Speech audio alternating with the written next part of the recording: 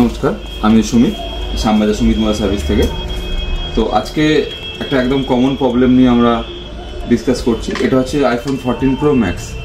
তো এর যে এই যে প্রবলেমটা, এটা হঠাৎ অটোমেটিক স্ক্রিন গ্রিন হয়ে যায়, কারোর হোয়াইট হয়ে যায়, এই টাইপের প্রবলেমটা বেশি হয়। আরও একটা এই জমা হয়েছে, এটাও সেম প্রবলেম। তো অ্যাকচুয়ালি এই প্রবলেমগুলো হলে আপনাদের চিন্তা করার কোনো বিষয় নেই।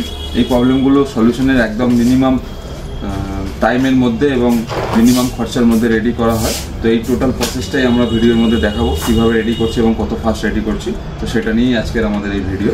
তো দেখতে থাকুন আমাদের 14 প্রো ম্যাক্স গ্রিন ডিসপ্লে রিপেয়ারের ভিডিও।